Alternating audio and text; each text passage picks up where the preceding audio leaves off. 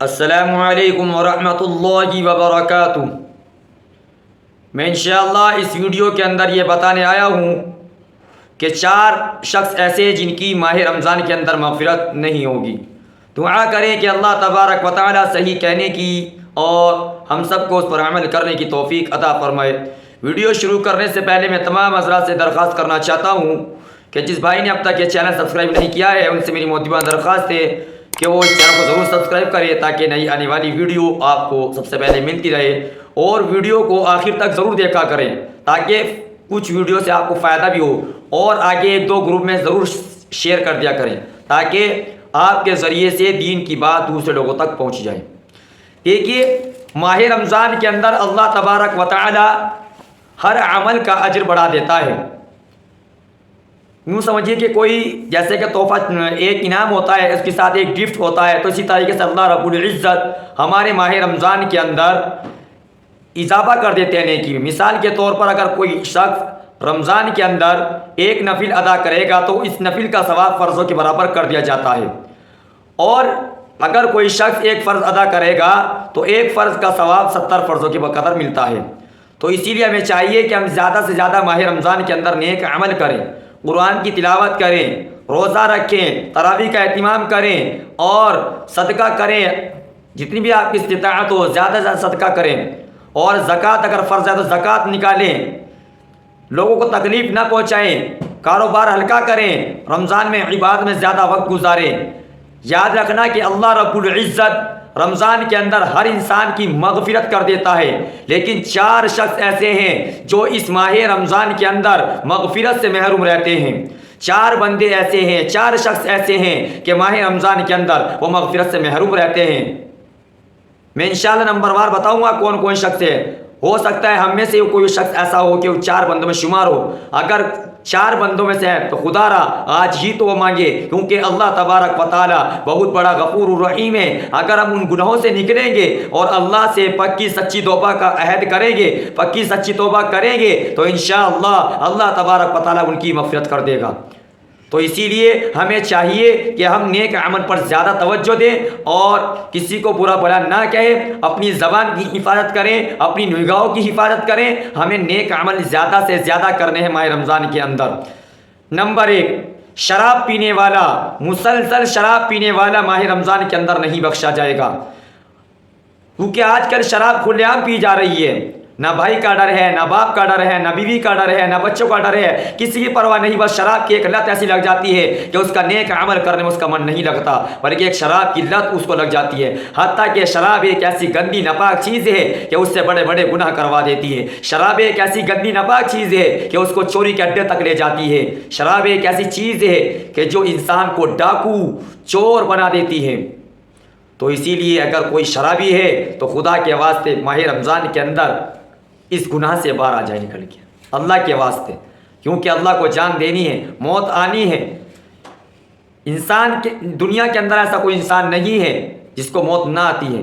انسان آیا ہی مرنے کے لیے، تو پھر غرور کس بات کا، تکبر کس بات کا۔ نمبر 2، ماں باپ کا نافرمان، یعنی کہ ماں باپ کا جو شخص نافرمان ہوگا ماہ رمضان کے اندر اس کی مغفرت نہیں ہوگی۔ فضائل اعمال کے اندر ایک قصہ لکھا ہوا ہے کہ اللہ کے رسول صلی اللہ علیہ وسلم ایک مرتبہ منبر پر تشریف لے گئے تو فرمایا آمین، دوسری سیڑھی پر قدم رکھا پیڑھی پر تو فرمایا آمین، تیسری پر قدم رکھا تو فرمایا آمین۔ تو صحابہ نے پوچھا کہ اللہ کے رسول صلی اللہ علیہ وسلم آج ہم نے آپ کو ایک چیز عمل کرتے ہوئے دیکھا، آپ نے پہلی سیڑھی پر قدم رکھا تو فرمایا آمین، دوسری پر رکھا فرمایا آمین، تیسری پر رکھا فرمایا آمین، آخر وجہ کیا ہے اس کی؟ آپ صلی اللہ علیہ وسلم نے ارشاد فرمایا کہ جبریل امین میرے پاس تشریف لائے تھے، جب میں نے پہلی سیڑھی پر قدم رکھا تو حضرت جبرائیل امین نے کہا ہلاک ہو جائے وہ شخص جس کے بوڑھے ماں باپ کو پائے، یعنی کہ اگر کوئی شخص جوان ہے اور بوڑھاپے میں ماں باپ کو پائے اور ان کی خدمت کر کے جنت نہ کما سکا تو ہلاک ہو جائے وہ شخص۔ تو میں نے فرمایا آمین۔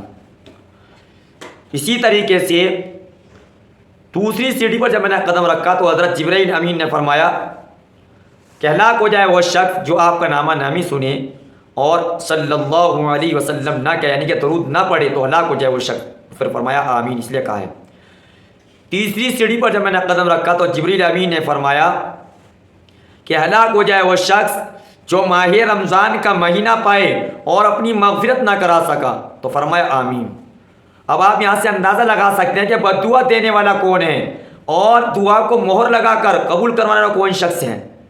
یعنی کہ جو فرشتوں کو جو سردار ہے جبریل امین، وہ بد دعا دے رہے ہیں، اور جو سارے کائنات کا نبیوں کا نبی ہے وہ آمین کہہ کر مہر لگا رہے ہیں دعا پر۔ تو اسی لیے ہمیں ڈرنا چاہیے، ہمیں دعا استغفار کرنا چاہیے۔ اگر خدا کے واسطے اگر آپ کے والدین آپ سے ناراض ہیں یا آپ ان سے ناراض ہیں یا آپ ان سے بات نہیں کرتے تو خدا کے واسطے ان سے بات چیت کریں، ورنہ آپ کا روزہ، آپ کی عبادت، آپ کی تلاوت، آپ کا قرآن، آپ کا روزہ سب کے سب برباد ہو جائیں گے۔ اگر والد صاحب ناراض ہیں، ماں باپ سے اگر آپ ناراض ہیں، اگر ان کو تکلیف پہنچاتے ہیں تو آپ کا روزہ نہ قبول ہوگا، نہ آپ کی تلاوت قبول ہوگی، نہ آپ کی کوئی عبادت قبول ہوگی، نہ آپ کا کوئی صدقہ قبول ہوگا۔ تو اسی لیے ہمیں چاہیے کہ ہم اپنے ماں باپ کی اطاعت کریں، ان کی فرم برداری کریں۔ اگر ہم سے کوئی کوتاہی ہوئی ان کے بارے میں تو ان سے جا کر معافی مانگیں، ان کو منائیں۔ اگر چاہتے ہو کہ میرا روزہ قبول ہو، اگر چاہتے ہو تو مجھے تلاوت کا اجر ملے، اگر چاہتے ہو کہ میری ہر عبادت اللہ کے یہاں قبول ہو، تو خدا کے واسطے اپنے ماں باپ کو منائے، ان سے معافی مانگے اور ان کی خدمت کرے۔ نمبر 3، رشتے ناطے توڑنے والا جنت میں نہیں جائے گا۔ کبھی ماں باپ سے لڑا، کبھی بھائی سے لڑا، کبھی بہن سے لڑا، کبھی خالہ سے لڑا تو کبھی خالو سے لڑا، تو کبھی ماموں سے لڑا تو کبھی مامی سے لڑا۔ اگر اس طریقے سے رشتے ناطے توڑتا رہا تو وہ شخص بھی جنت میں جانے والا نہیں ہے۔ اگر خدا کے واسطے اگر آپ سے کوئی شخص ناراض ہے، آپ کے اگر خالہ ناراض ہیں، آپ کے والدین ناراض ہیں، آپ کا بھائی آپ سے ناراض ہے، ماں ناراض ہے، تو خدا کے واسطے ان کو جا کے ان سے معافی مانگیے، ان سے صلح رحمی کریے، تو انشاءاللہ اللہ تبارک و تعالی بہت بڑا غفور رحیم ہے، وہ آپ کو معاف کر دے گا انشاءاللہ۔ نمبر 4، کینہ رکھنے والا، بغض رکھنے والا، ایک دوسرے کو تکلیف پہنچانے والا، ایسا شخص رمضان کے اندر مغفرت نہیں ہوگی۔ تو یہ 4 آدمی ایسے ہیں کہ جو ماہ رمضان کے اندر ان کی مغفرت نہیں ہوگی۔ تو اس لیے خدا کے واسطے اگر کوئی ان 4 چیزیں کے اندر مبتلا ہے تو خدا کے واسطے باہر آ جائے نکل کے، اللہ سے معافی مانگے، اللہ کو منائے۔ یاد رکھنا آج عمل کا دن ہے، حساب کا دن نہیں ہے۔ کل قیامت کا دن ہوگا، حساب کا دن ہوگا، عمل کا دن نہیں ہوگا۔ تو اسی لیے ہمیں چاہیے کہ ہم نیک عمل کریں اور اللہ کو راضی کریں، اور اگر ان 4 چیزوں کے اندر مبتلا ہے اگر کوئی بھائی تو فوراً باہر نکل کر آ جائے۔ اللہ تبارک و تعالی مجھے بھی اور آپ کو بھی عمل صالحہ کی توفیق عطا فرمائے۔ جب تک کہ آپ مجھے اجازت دے دیں، ملتے ہیں نیکسٹ ویڈیو کے ساتھ۔ السلام علیکم ورحمۃ اللہ وبرکاتہ۔